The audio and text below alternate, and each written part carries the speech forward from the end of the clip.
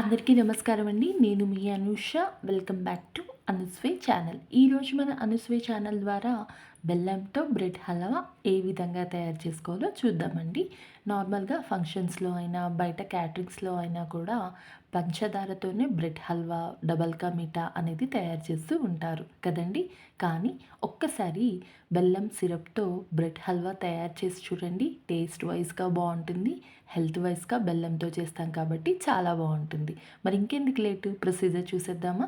ముందుగా milk bread తీసుకోవాలండి 1 packet. Dry fruits, mixed dry fruits ఏవైనా ఆప్షనల్. ఒక చిన్న కప్పటి తీసుకుంటే సరిపోతుంది. నెక్స్ట్ ఈ విధంగా వీడియోలో చూపిస్తున్న విధంగా బ్రెడ్‌ని స్లైసెస్‌గా కట్ చేసుకోవాలండి. నేనిక్కడ చిన్న ప్యాకెట్ తీసుకున్నాను బ్రెడ్. ఈ విధంగా క్యూబ్ షేప్‌లో కట్ చేసుకుంటున్నాను. నార్మల్‌గా అయితే బ్రెడ్స్ చాలా అవైలబుల్‌గా ఉంటాయి బయట. కానీ మిల్క్ బ్రెడ్‌నే తీసుకోవాలండి. రిమైనింగ్ బ్రెడ్స్ ఏవైనా కూడా కొంచెం సాల్టీగా ఉంటాయి కాబట్టి మిల్క్ బ్రెడ్, వైట్ బ్రెడ్‌ని సెలెక్ట్ చేసుకోవాలి. నెక్స్ట్ ఒక పాన్ తీసుకొని పాన్ హీట్ అయిన తర్వాత 2 టేబుల్ స్పూన్ల ఘీ అండి నెయ్యి వేసుకొని మనం ముందుగా తీసుకున్నటువంటి డ్రై ఫ్రూట్స్ ఉన్నాయి కదా వాటిని కొంచెం కలర్ చేంజ్ అయ్యేంత వరకు రోస్ట్ చేసుకొని గార్నిషింగ్ కోసం ఉపయోగిస్తామంట కదా వీటినైతే ముందుగా రోస్ట్ చేసి పక్కన ఒక బౌల్లో తీసుకొని పక్కన పెట్టేసుకోవాలి. నెక్స్ట్ అదే ప్యాన్లో 2 టేబుల్ స్పూన్ల ఘీ వేసుకొని మనం ముందుగా కట్ చేసి పెట్టినటువంటి బ్రెడ్ స్లైసెస్ ఉన్నాయి కదండి వాటిని 1 బై 1 యాడ్ చేసి కొంచెం కలర్ చేంజ్ అయ్యేంత వరకు క్రిస్పీనెస్ వచ్చేంత వరకు మనము కొంచెం ఫ్రై చేసుకుంటే సరిపోతుంది. ఇక్కడ ఘీ వేసాను. ముందుగా కట్ చేసినటువంటి బ్రెడ్ స్లైసెస్ తీసుకొని ఈ విధంగా 1 బై 1 యాడ్ చేసుకోవాలి. ఈ విధంగా 2 సైడ్స్ టర్న్ చేసుకుంటూ మంచి గోల్డెన్ కలర్ వచ్చేంత వరకు అలాగే క్రిస్పీనెస్ వచ్చేంత వరకు మనము కొంచెం ఫ్రై చేసుకుంటే సరిపోతుంది. చూడండి ఈ విధంగా రోస్ట్ చేసుకుంటున్నాను 2 సైడ్స్ టర్న్ చేసుకుంటూ. స్లైట్ కలర్ వస్తే సరిపోతుందండి. మరీ ఎక్కువగా ఫ్రై చేస్తే మాడిన స్మెల్ వస్తుంది కాబట్టి స్లైట్‌గా రోస్ట్ చేస్తే సరిపోతుంది.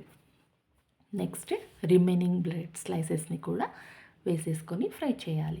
మనము స్వీట్ రెసిపీలో కొంచెం నెయ్యి ఎక్కువగానే ఉపయోగించుకోవాలి కదండి. సో ఇంకొక 2-3 టేబుల్ స్పూన్ల నెయ్యి వేసి బ్రెడ్ స్లైసెస్ని ముందుగా చెప్పిన విధంగా స్లైట్ కలర్ చేంజ్ అయ్యేంత వరకు రోస్ట్ చేసుకోవాలి. రిమైనింగ్ ఇంకా అన్నీ వేసేసుకోవాలండి. తరువాత ఇదే ప్యాన్లో ఒక చిన్న గ్లాస్ వాటర్ తీసి పెట్టుకోవాలండి.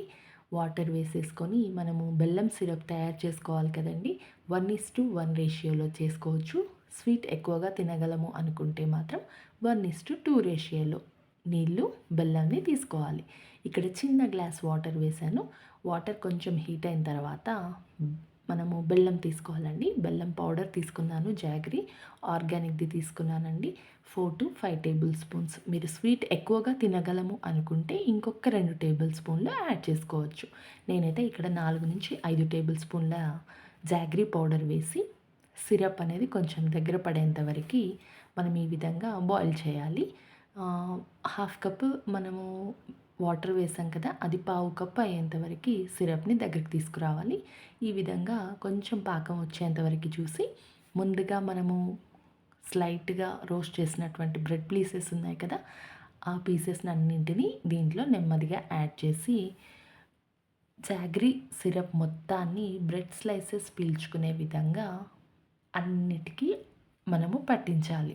ఒక స్పూన్‌తో నెమ్మదిగా కలుపుకుంటూ ఈ విధంగా బ్రెడ్ స్లైసెస్ అన్నింటిని యాడ్ చేసుకోవాలండి. ఈ విధంగా మంచిగా అబ్జర్వ్ చేసుకోవాలి. బ్రెడ్ సిరప్స్ అన్నీ కూడా సిరప్‌లో మనకి మునిగిపోవాలి.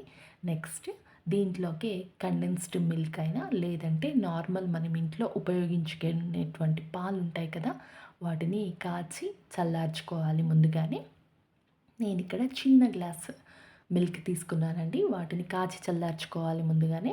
దీంట్లో నెమ్మదిగా యాడ్ చేస్తే పాలలో బ్రెడ్ అనేది కొంచెం మంచిగా మరుగుతుంది కాబట్టి బ్రెడ్ స్లైసెస్ పీల్చుకుంటాయి కాబట్టి కమ్మదనంగా ఉంటుంది. పాలని కూడా యాడ్ చేసి ఒక్కసారి కలుపుకొని ముందుగా మనం ఫ్రైగా చేసుకున్నటువంటి డ్రై ఫ్రూట్స్ ఉన్నాయి కదండీ నెయ్యిలో ఆ డ్రై ఫ్రూట్స్‌ని దీంట్లో పైన గార్నిషింగ్ లాగా వేసేసుకొని స్టవ్ ఆఫ్ చేసేసుకోవాలి. ఎంతో టేస్టీగా ఉండే బెల్లం బ్రెడ్ హల్వా రెడీ అయిపోయిందండి. వేడి వేడిగా తిని చూస్తే ఆహా! సూపర్‌గా ఉందండి. టేస్ట్ అయితే పర్ఫెక్ట్‌గా కుదిరింది. కొంతమంది కూల్‌గా తినాలి అనుకుంటారు. అలాంటి వాళ్ళు ఇది చల్లబడిన తర్వాత ఫ్రిడ్జ్‌లో పెట్టేసుకొని ఒక 2 అవర్స్ ఫ్రీజ్ చేసుకున్నాక బయటకి తీసి తిని అలా కూడా బావుంటుందండి. అలా కూడా తిని చూడండి. ఏదేమైనా బ్రెడ్ హల్వా బెల్లం సిరప్‌తో మాత్రం చాలా బావుందండి. మీరు కూడా ట్రై చేయండి. ఎలా కుదిరిందో నాకు కామెంట్ సెక్షన్‌లో తెలియజేయండి. Thanks for watching. ఫైనల్‌గా please do subscribe, like, share Anuswe channel.